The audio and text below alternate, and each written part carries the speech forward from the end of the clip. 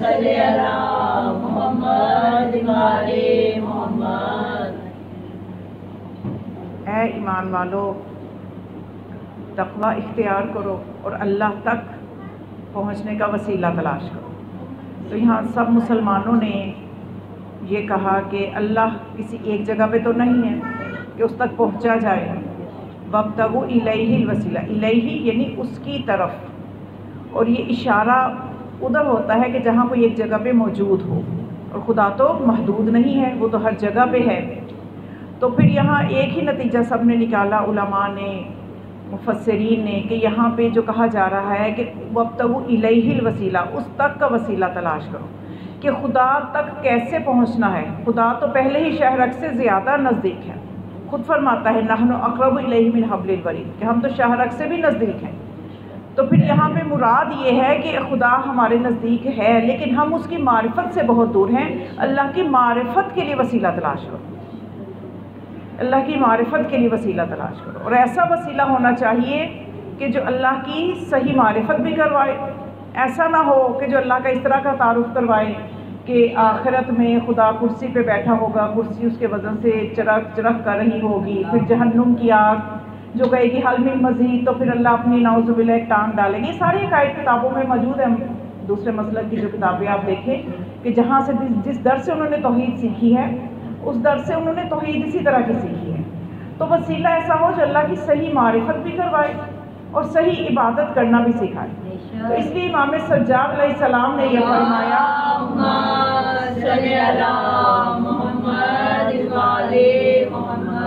امام فرماتے ہیں وَلَوْلَانَا مَا عُرِفَ اللَّهُ وَلَوْلَانَا مَا عُبِدَ اللَّهُ، کہ اگر ہم نہ ہوتے تو اللہ کی کوئی صحیح معرفت نہ کرواتا، اگر ہم نہ ہوتے تو کوئی اللہ کی صحیح عبادت کرنا نہ سکھاتا۔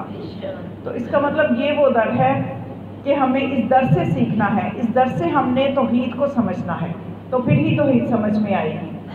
تو اب یہاں پہ مسئلہ یہ ہے کہ ہر زمانے میں ایک ایسی حجت خدا کو کوئی مانے یا نہ مانے، لیکن ہم مکتب تشیع سے تعلق رکھنے والے، ہمارا عقیدہ ہے کہ ہر زمانے میں ایک حجت خدا ضرور ہوتی ہے جو کہ اللہ کے فیض کا واسطہ ہوتی ہے، اور وہ حجت خدا ہر زمانے میں ایک حجت خدا کا ہونا ضروری ہے۔ اس کے بغیر یہ نظام کائنات جو ہے یہ چل نہیں سکتا۔ ایک مرتبہ امام زمان علیہ السلام کی خوش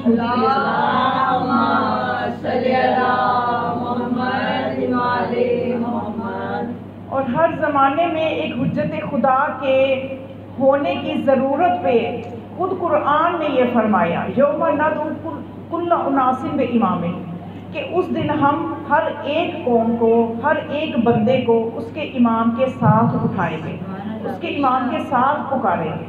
اب یہاں پہ جو امام کا لفظ خود قرآن نے لکھا، لیکن جن کے دلوں میں امامت کا بغض ہے انہوں نے اس کے کئی ترجمے کر دیے۔ انہوں نے کہا کہ یہاں امام سے مراد ماں ہے۔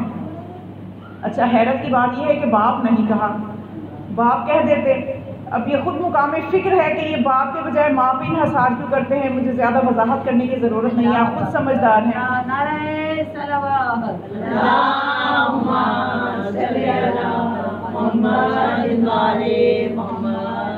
تو یہاں پہ ماں کا کہہ دیا، اور جب ہم کہیں کہ آپ یہاں پہ اس کا ترجمہ جو ہے آپ ماں کے لیے، ماں کے لفظ سے کیوں کر رہے ہیں کہ یہاں پہ خدا ہر ایک اس کی ماں کے ساتھ اٹھائے گا، تو جواب یہ دیتے ہیں کہ اگر ہم یہاں پہ ماں کو نہ مانیں، اگر ہم یہاں پہ باپ کہیں کہ باپ کے ساتھ اٹھائے گا، تو عیسیٰ کو کس کے ساتھ اٹھائے گا کہ اس کا تو باپ نہیں ہے۔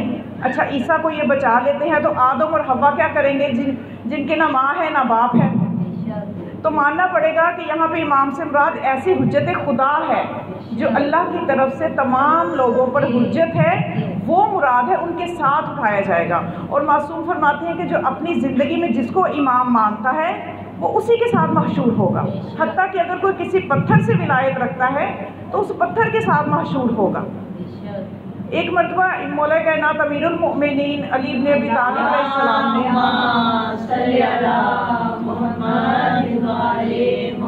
جب کہ آپ مدائن میں تھے تو آپ نے کچھ لوگوں کو حکم دیا کہ وہ بھی مدائن آئیں اور آ کے مجھ سے ملاقات کریں۔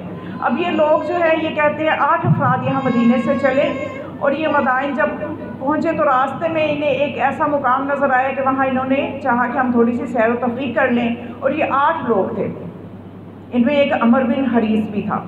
तो जब ये वहाँ पे सैर व तफरीह की इन्होंने सोचा इतवार के दिन ये निकले और बुध के दिन तक वो वहाँ सैर व तफरीह करते रहे, और इन्होंने सोचा बुध को हम वहाँ से निकलेंगे और जुम्मे को हम मदाइन पहुँच के तो मौला कायनात से मिल जाएंगे और जुम्मे की नमाज उनके साथ अदा करेंगे। अब ये रास्ते में थे, खेलो कूद में मशगूल हो गए, तो एक वहाँ सहराई इलाका था, तो वहाँ सूसमार एक जानवर है जो कि जिसको गो भी कहते हैं हम उर्दू में, एक चिपली की तरह का जानवर होता है, उससे ज़रा बड़ा होता है। तो वो बहुत, तो उन्होंने क्या किया, उसको पकड़ लिया, उसके साथ क्या शरारत करने लग गए। जो अमर बिन हरीस था वो सबको कहने लगा कि आओ इसकी बैत करो, ये अमीरुल मोमिनीन है। तो सब हंसी मजाक में इस खेल में पड़ गए, और उसके बाद जब ये तमाशा करके मदाइन पहुँचे तो मौला कायनात मिंबर पे तशरीफ़ ले गए, जहाँ जबकि सब लोग वहाँ मौजूद थे। तो आपने फरमाया कि मुझ पर रसूल खुदा सल्लल्लाहु अलैहि वसल्लम ने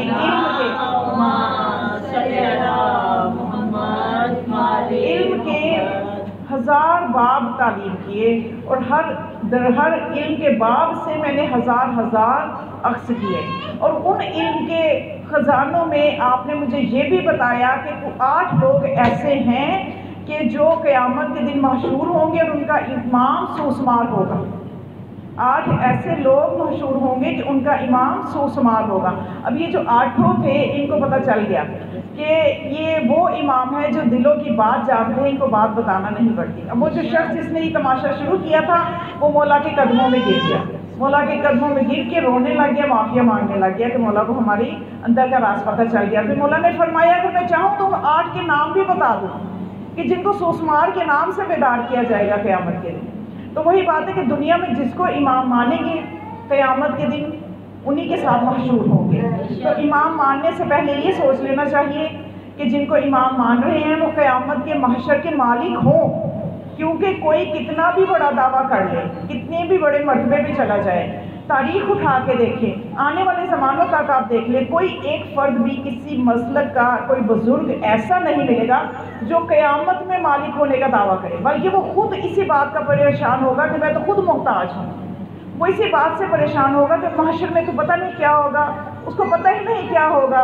लेकिन जिनके हम पैरोकार हैं, जिनको हम इमाम मानते हैं, हमें पता है ये महशर के भी मालिक हैं, ये जन्नत के भी मालिक हैं। हमने ऐसों को तो नहीं बनाया ना कि जिन्हें खुद ही पता नहीं कि हमारा अपना अंजाम क्या होगा। तो अब यहाँ पे बहुत से लोगों ने वसीले के लिए तर्जुमा किए कि यहाँ पे अल्लाह की मारिफत मुराद है, कि अल्लाह की मारिफत का वसीला तलाश करो। किसी ने कहा अल्लाह की रिज़ा का वसीला तलाश करो। तो यहाँ पे बड़े सारे वसीले सेट करने की कोशिश की गई। किसी ने कहा कि नमाज जो है ये अल्लाह की रिज़ा का वसीला, ज़्यादा नमाज़ें पढ़ो अल्लाह राज़ी हो जाएगा, मकसद तो अल्लाह को राज़ी करना है। किसी ने कहा कुरान पढ़ो तो अल्लाह राज़ी हो जाएगा। तो यहाँ पे सवाल ये बनता है कि कुरान को अगर आप वसीला बनाएंगे तो कुरान भी तब वसीला बनेगा कि जब उसको वारिसाने कुरान की मारिफत के साथ पढ़ेंगे, वगरना ये कुरान खुद अपने बारे में कह रहा है कि ये ऐसी किताब है ये ज़िल्लु बही कसीरा, कि ये अक्सर इसकी वजह से ही गुमराह होंगे।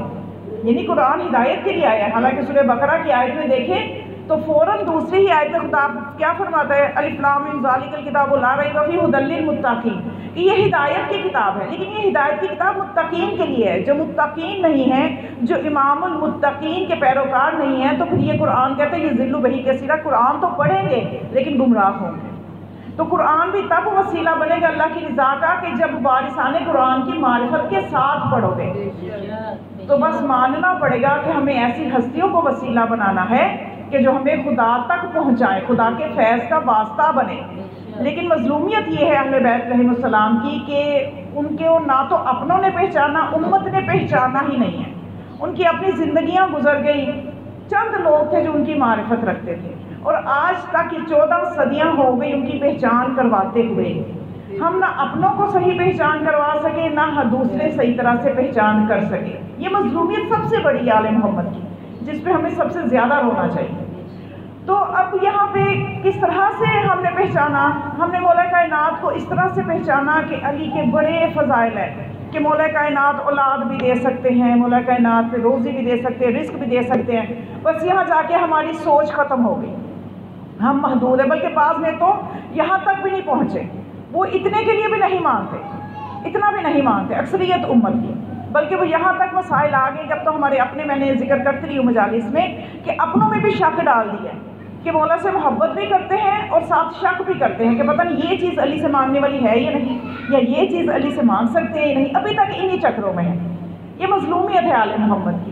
تو اب یہاں پہ یہ مانگیں یا وہ مانگیں یا کیا مانگیں، میں کہتی ہوں کہ ان چیزوں کو ہم اگر سمجھ لیں کہ شاید مولا کسی کو اولاد دے دیں، ہم نے علی سے مانگی تو بڑے فضائل ہو گئے، یا شفا دے دی تو بڑے فضائل ہو گئے، ان کے روزے پہ گئے، یہ ہم اپنی عقل کے مطابق ان کے فضائل معین کرتے ہیں، حالانکہ یہ وہ فضیلتیں ہیں جو ان کے در کے حقیقی غلام بھی یہ چیزیں دے رہے ہیں، ان کے در کے حقیقی غلام یہ چیزیں دے رہے ہیں، ان کے در کا حقیقی غلام بحلول جنت بیچ رہا ہے۔ تو ہم اسی میں بڑے نعرے لگا کے خوش ہو جاتے ہیں کہ جی علی جنت اور دوزخ کو تقسیم کرنے والے ہیں، یہاں پہ جا کے ہماری معرفت کے دروازے اس سے آگے بند ہو جاتے ہیں۔ مولا کائنات کو پہچاننا ضروری ہے۔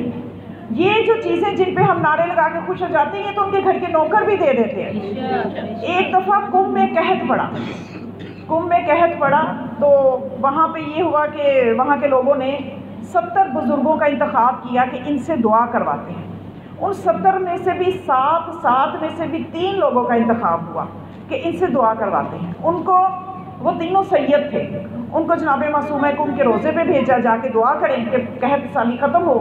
انہوں نے جا کے جب دعا کی تو وہ جو سب سے بڑے بزرگ تھے ان میں سید بھی تھے، عمر رسیدہ بھی تھے، ان کو نیند آ گئی۔ نیند میں انہیں قریب ہی قبرستان نو ہے وہاں قم میں، تو قبرستان نو میں وہاں ایک دفن ہے بہت بڑے عارف جن کا نام ہے مرزا قمی۔ تو نیٹ پہ بھی آپ سرچ کریں تو آپ کو تفصیلات ان کے بارے میں مل جائیں گی کہ وہ بہت بڑے عارف تھے۔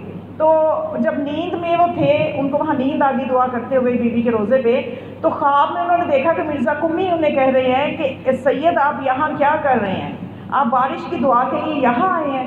یہ اولاد دینا، بارش کرنا، شفا دینا، رزق دینا، یہ تو بی بی کے در پہ جھاڑو لگا کے ہمیں بھی حاصل ہے، یہ کچھ تو ہم بھی کر سکتے ہیں، اتنا تو ہمیں بھی تصرف مل گیا ہے، تو بی بی کو کیوں زحمت دیتے ہو اتنی سی بات کے لیے کہ بارش ہو جائے؟ تو اب یہ تینوں وہ جب بیدار ہوئے اپنے ساتھ دونوں کو لیا کہ مجھے اس طرح سے عباس جو ہے وہ مرزا قمی میری خواب میں آئے ہیں، چلے ان کی قبر پہ جا کے دعا کرتے ہیں۔ یہ اس قبرستان نو میں گئے، وہاں پہ اور بھی بہت سے شہداء کی قبریں بھی ہیں، عرفاء کی قبریں بھی ہیں۔ یہ وہاں گئے تو جب یہ مرزا قمی کی قبر پہ پہنچے تو جا کے وہاں بھی دعا کی ہی تھی کہ اتنی بارش ہونا شروع ہو گئی کہ لوگوں کے گھٹنوں تک پانی آ گیا۔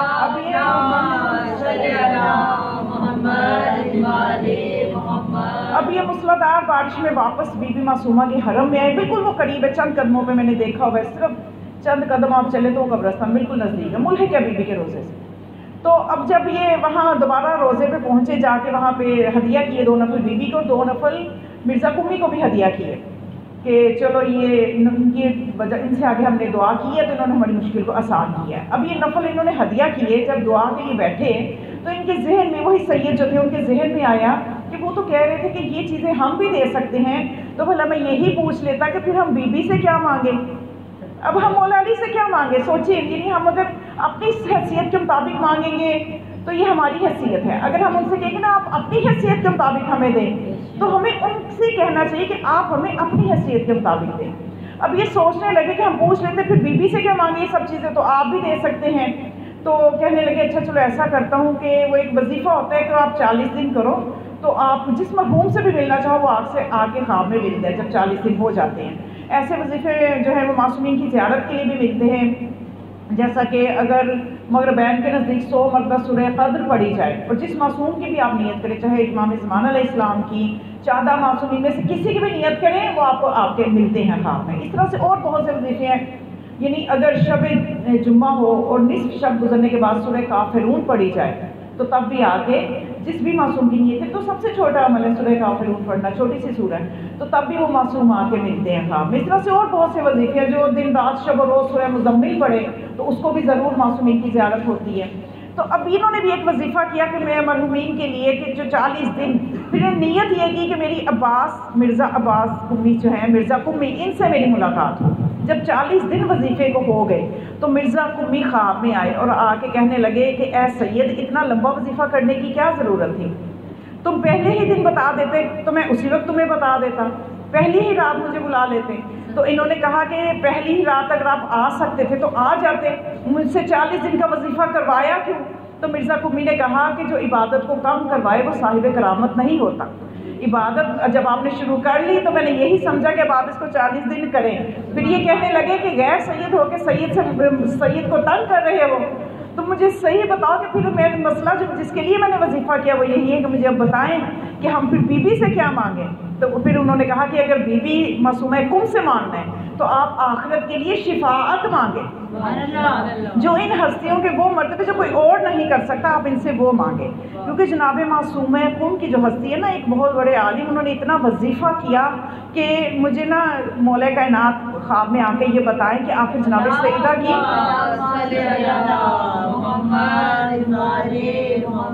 کہ جناب سیدہ کی اصل قبر کہاں پہ ہے. تو جب ان کا وظیفہ مکمل ہوا مولا خواب میں آئے تو مولا نے فرمایا کہ میں وہ بات تمہیں نہیں بتا سکتا جس سے رسول اللہ نے مجھے منع کیا ہے.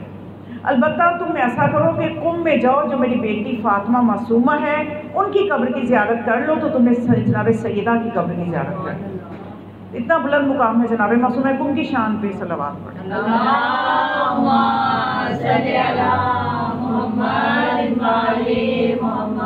تو یقین جانیے معجزات ان کے در کے نوکر بھی کرتے ہیں.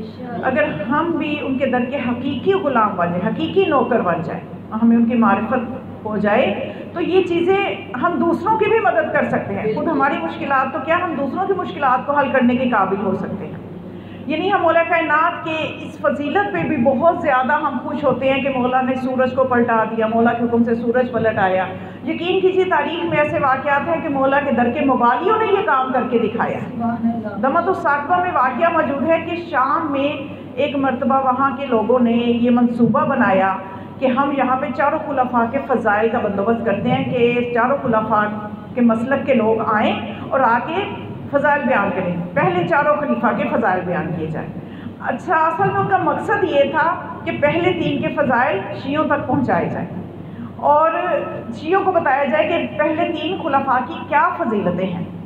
اور جب انہوں نے یہ سوچا کہ اگر کوئی شیعہ جو ہے اس کو زیادہ ٹائم مل گیا, ظاہر انہوں نے چوتھے خلیفہ کے بھی تو کسی نمائندے کو بلانا تھا, تو انہوں نے کہا کہ آپ ہمیں ایک بندے کا بس نام بتا دیں جو آئے اور آ کے مولا کائنات کے فضائل بتائے. اب انہوں نے یہ سوچا کہ جب یہ علی کے فضائل بتائیں گے تو ایسا نہ ہو ہمارا مجمع کٹ جائے, ان میں سے کئی موالی بن جائیں. ہم تو ان کو ثلاثہ کے فضائل سنانا چاہتے ہیں, لیکن جب یہ علی کے فضائل سنیں گے تو یہ ہی نہ موالی بن جائیں. اس لیے اس کی روک تھام کے لیے بھی کچھ کرو. اب بیان انہوں نے چاروں کے, کیونکہ اس لیے کہ 4 کو تو مانتے ہیں, اب جس طرح کا بھی مانتے ہوں. اب انہوں نے کیا کیا کہ آپس میں منصوبہ یہ بنایا کہ ہم ایسا کریں گے, جو پہلے 3 آئیں گے نا, تینوں کے فضائل بتانے کے لیے ان کو زیادہ وقت دیں گے. ان کو کہیں گے اتنی طوالت کرنا کہ آخر میں مغرب کا اذان کا وقت نزدیک ہو جائے اور اتنا کم وقت بنے کہ وہ فضائل اتنے بتا ہی نہ سکیں. اب جو پہلے 3 تھے انہوں نے لمبی لمبی جھاڑنا شروع کر دی.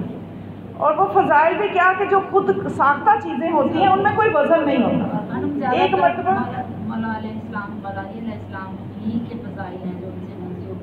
وہ تو آگے بھیجے, تو اب یہ ان میں بھی ظاہر ہے جو چیز پھر بھی خود ساختہ ہوتی ہے. چاہے آپ معصومین کے فضائل کو بھی جب ایک چیز کو صحیح چیز کو غلط جگہ فٹ کرو گے تب بھی نقص سامنے آئے گا. جب وہ آپ خود چیز بناؤ گے اس میں بھی نقص سامنے آئے گا. جو حقیقت میں صحیح چیزیں وہی ہیں جو اللہ کی طرف سے فضائل ہیں, جو نبی کی زبان سے جاری کروائے ہیں یا جو قرآن میں موجود ہیں. تو اب انہوں نے منصوبہ یہ بنایا کہ ہم اس طرح سے کریں گے کہ ہم اب یہاں پہ فضائل جہاں تک تعلق ہے انہوں نے بڑی کوشش تاریخ میں کی ہے. آج تک یہ کوششیں جاری ہیں کہ کسی طرح سے 3 کے فضائل بھی چوتھے کے برابر ہو جائے. یہاں تک کہ ایک واقعہ میری نظر سے گزرا کہ ایک مولوی صاحب تھے, وہ بہت زیادہ خلیفہ دوم کے فضائل بتا رہے تھے. تو نیچے شاگرد واہ کر رہے تھے صلوات کی احترام کے لیے, ایک صلوات اذان کے احترام کے لیے فضائل بیان کر رہے تھے ایک مولانا صاحب. تو ان کے شاگرد نیچے واہ کے نعرے لگا رہے تھے کہ واہ جی واہ بڑی فضیلت ہے خلیفہ دوم کی بھی. تو اتنے میں ایک شاگرد اٹھا اور اٹھ کے کہنے لگا کہ آپ مجھے یہ بتاؤ کہ یہ جو خلیفہ دوم ہیں کیا یہ انبیاء سے افضل تھے؟ تو کہنے لگا نعوذ باللہ نعوذ باللہ, یہ کیا کفر بک رہے ہو, انبیاء سے افضل کوئی نہیں ہے. توجہ ہے نا, حتیٰ کہ اہل بیت کو بھی انبیاء سے افضل نہیں سمجھتے, ان کا یہی عقیدہ ہے انبیاء سے افضل کوئی نہیں ہے, انبیاء سب سے افضل ہیں, یہ تم نے کیا کہہ دیا؟ تو کہنے لگا اچھا.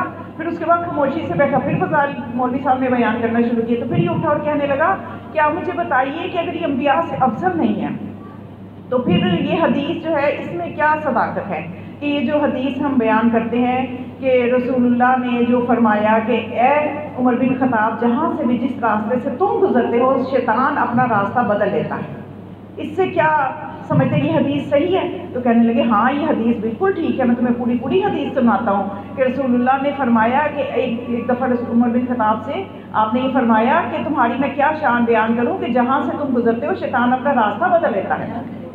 تو وہ اب کہنے لگا کہ اچھا بتائیے کہ اگر وہ اپنا راستہ بدل لیتا ہے تو قرآن تو ہم اب یہ شاگرد کہہ رہے ہیں، قرآن تو یہ ہمیں کہتے کالا فبما اغویتنی لأقعدن لہم صراطک المستقیم، کہ اے خدا میں تیرے لوگوں کے سیدھے راستے پہ بیٹھ جاؤں گا اور انہیں بہکاؤں گا۔ تو اب مجھے بتاؤ کہ یہاں تو عمر بن خطاب کا راستہ سیدھا نہیں ہے، کیونکہ یہ شیطان تو وہ ہے کہ جو انبیاء کے راستوں پہ بیٹھا ہے۔ اس نے آدم کو بھی بہکانے کی کوشش کی، اس نے ابراہیم کے بھی اور بھی انبیاء کو بہکانے کی کوشش کی، کیونکہ انبیاء کا راستہ سیدھا راستہ ہے، صراط مستقیم ہے۔ تو پھر اب بتاؤ کہ کیا عمر بن خطاب کا راستہ یا تو صراط مستقیم نہیں ہے، اور یا پھر بتاؤ کہ عمر بن خطاب انبیاء سے افضل ہے، کیا معاملہ ہے؟ تو کہنے لگا کہ تم بالکل کفر بک رہے ہو، تم یہاں سے چلے جاؤ، یا تو تم شیعہ ہو گئے ہو یا تم شیعوں کے پاس بیٹھنا شروع ہو گئے ہو۔ تو پھر آخر انجام یہی ہوتا ہے۔ اب یہ فضائل کس طرح سے بیان کیے جا سکتے ہیں؟ اب انہوں نے جیسے بھی فضائل تینوں کے بیان کیے، اب یہ جو چوتھے خلیفہ کے فضائل بیان کرنے کا وقت آیا تو وقت بالکل مغرب کے نزدیک ہو گیا۔ اب انہوں نے کہا کہ آپ کے پاس بس اتنے ہی منٹ ہیں، آپ فضائل بیان کریں، سورج غروب ہوگا تو یہ سب اٹھ کے چلے جائیں گے، جیسے یہاں پہ بھی چند ایک بیٹھے ہیں اٹھ کے چلے گے، تو یہاں سب اٹھ کے چلے جائیں گے، اب آپ کیا فضائل بیان کرو گے؟ تو کہنے لگا کہ سب اٹھ کے تب جائیں گے نا کہ جب سورج غروب ہوگا، تو کیا جب میں فضائل علی بیان کروں گا تو سورج ان کے فضائل نہیں سنے گا؟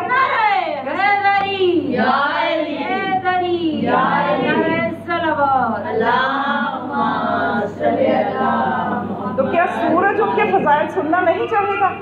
تو جب تک میں اپنے مولا کے فضائل بیان کروں گا، جب تک کہ سورج غروب نہیں ہوتا، یہ میں آپ کی بات مانتا ہوں، لیکن سورج غروب کرے گا تو پھر نا۔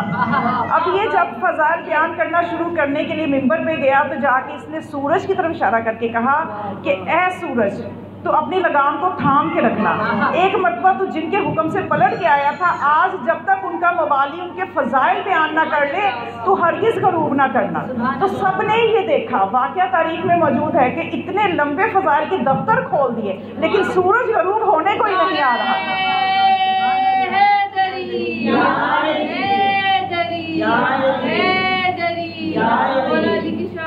بلند سے بلند تر صلوات، اللہم صلی علی محمد وعلی محمد۔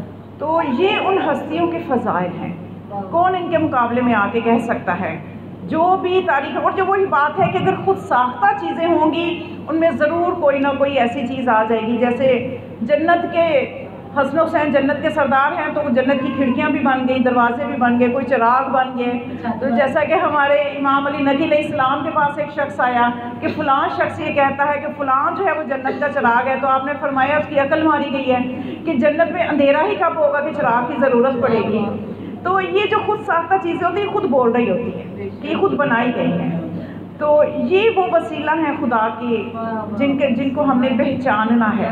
اور مولا کائنات کی میں نے بتایا نا کہ فضائل ہم بیان بہت کر کے ہم شاید اسی پہ ہی ہم نے بھی اپنی عقلوں کو محدود کر دیا ہے ان چیزوں میں کہ بس مولا یہ بھی کر سکتے یہ بھی کر سکتے، اس پہ ہم خوش بھی ہو جاتے ہیں۔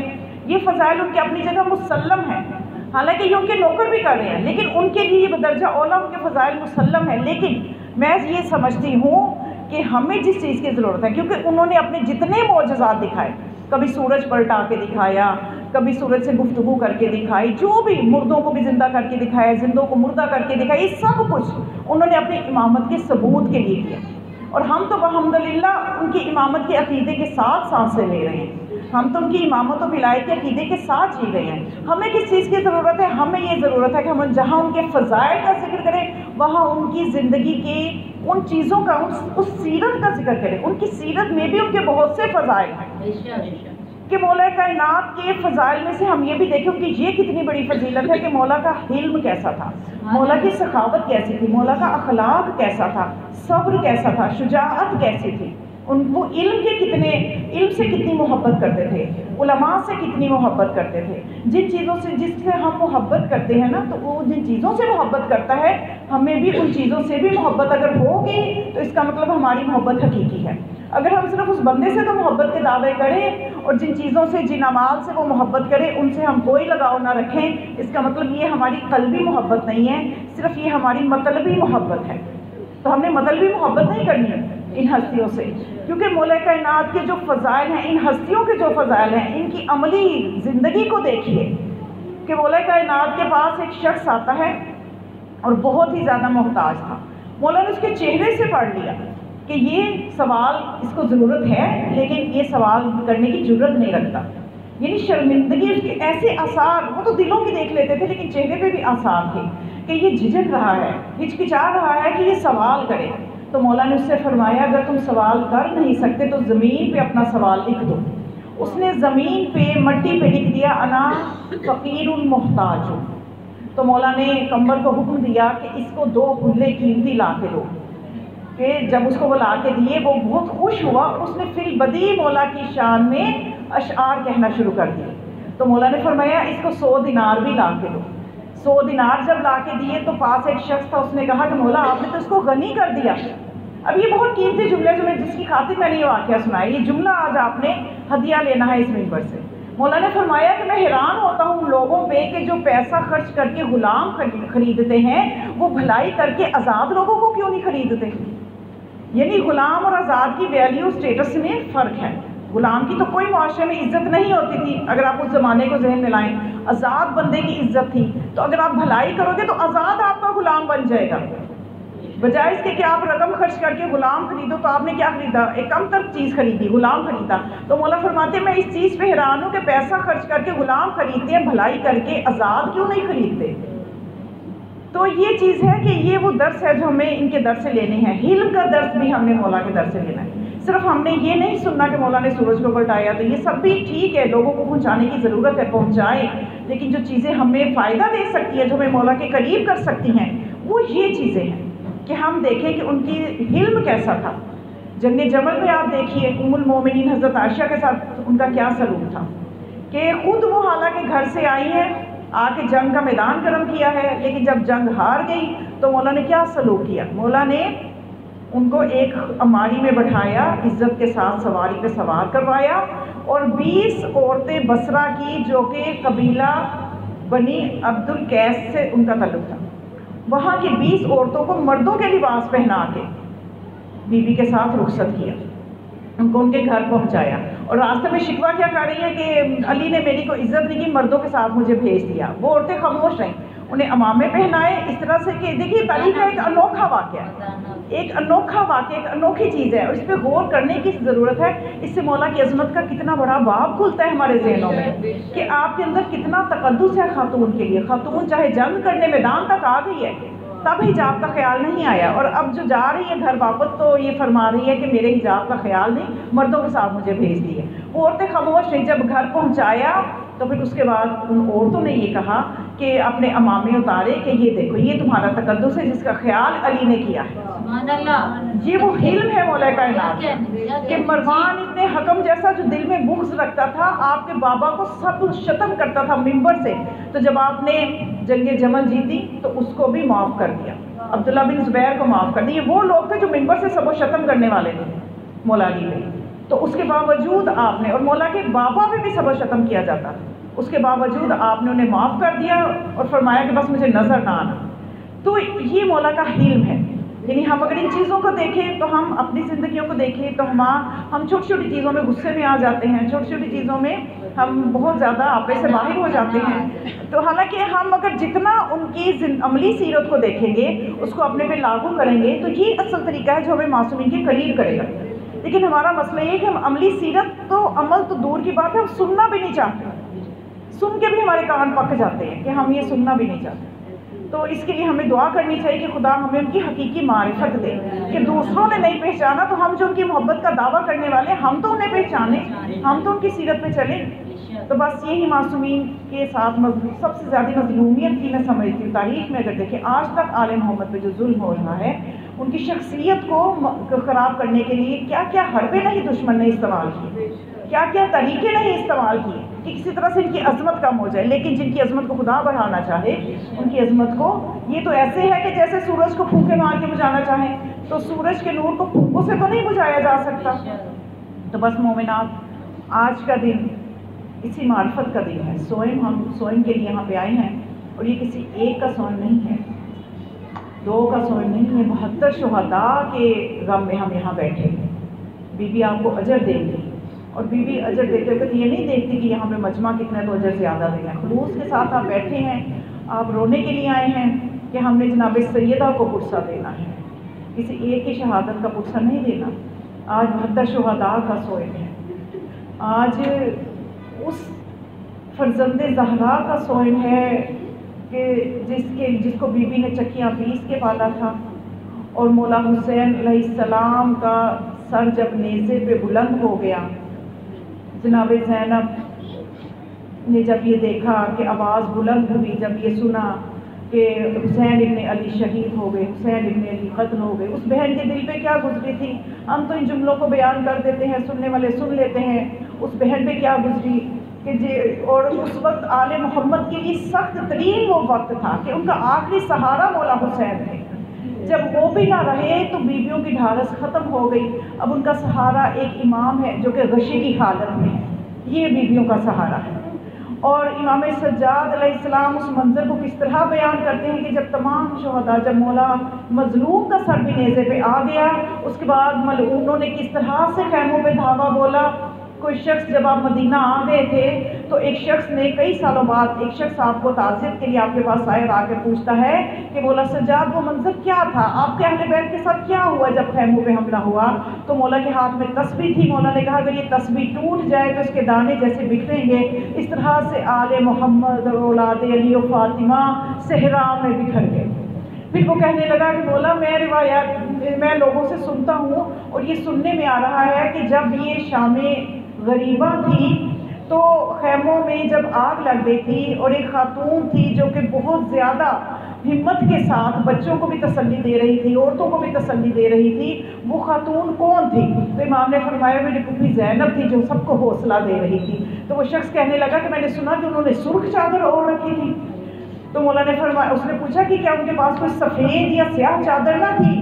تو مولا نے اس شخص سے کہا کہ اے شخص تو نے یہ بات کر کے میرے کلیجے میں برچھی مار کہ میری پھوپھی اماں کی چادر سفید تھی، لیکن صبح و عاشور سے لے کے عصر تک اس پہ کس کس شہید کا خون نہیں لگا؟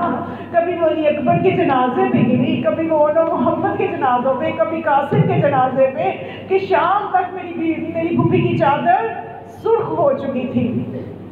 مومنات کیا میں بیان کروں اس بہن کے لیے کہ جو شب عاشور اتنا گھبرائی ہوئی تھی کہ ایک مرتبہ مولا حسین جب خیمے میں گئے تو اپنی بہن سے کہا کہ بہن اتنی بے چین کیوں ہو؟ لیکن میں یہ بتانا چاہوں گی کہ بی بی کی یہ بے چینی صرف شب عاشور تک تھی۔ بی بی روئی ہے تو صرف حسین کی زندگی میں روئی ہے، اگر روئی ہے تو صرف بھائی حسین کے کندھے پہ سر رکھ کے روئی ہے۔ اس کے بعد تاریخ میں لکھا ہے کہ کبھی وہ بی بی روئی نہیں ہے، ہمیشہ اس بی بی نے پھر سمجھ لیا کہ میرا مقصد کیا ہے اور میں نے کرنا کیا ہے اور بھائی کی قربانی کو کیسے بچانا ہے۔ پھر بی بی کی ساری ہمت اسی تھی، ساری بی بی کی نظر اسی پہ تھی۔ لیکن شب عاشور ایک مرتبہ، آخری مرتبہ بی بی نے اپنے بھائی حسین سے کہا کہ اے میرے بھائی میرا دل بہت گھبرا رہا ہے، کل کا جو قیامت خیز دن شروع ہونا ہے، قربانیوں کا سلسلہ شروع ہونا ہے، بھائی میں سوچ کے پریشان ہوں۔ تو مولا حسین نے کن الفاظ سے اپنی بہن کو تسلی دی کہ اے میری بہن زینب، بہن کا سر اپنے کندھے سے لگایا اور فرمانے لگے اے میری بہن، ہمیں رسول اللہ سے کتنی محبت تھی، وہ ہم سے بھی برتر تھے، ہم سے بھی عظیم تھے، لیکن ان کو بھی اس دنیا سے جانا پڑا۔ یہاں پہ مولا کس حقیقت کے ساتھ اپنی بہن کو تسلی دے رہے ہیں، سمجھنے کی کوشش کیجئے کہ مولا فرماتے ہیں کہ وہ بھی نہ رہے، پھر ہم نے اپنی ماں زہرا کو جو ہمیں بہت عزیز تھی ہم نے کفن میں دیکھا، پھر میں نے اپنے بابا کو کفن میں دیکھا، پھر ہمارے بابا ہم سے بھی عظیم تھے وہ بھی دنیا میں نہ رہے، پھر ہم نے اپنے بھائی حسن کو دیکھا وہ بھی دنیا میں نہ رہے، ایک دن سب نے جانا ہے، تو میں نے بھی تو ایک دن جانا تھا، تو کیا وہ دن اگر آج ہو جائے تو پھر کیا؟ اتنا کہنا تھا تو جناب زینب کے سر پہ ہاتھ پھیر کے مولا حسین نے کچھ صورتیں تلاوت کی ہوں گی، کوئی دم کیا، بہن کو سکون آ گیا۔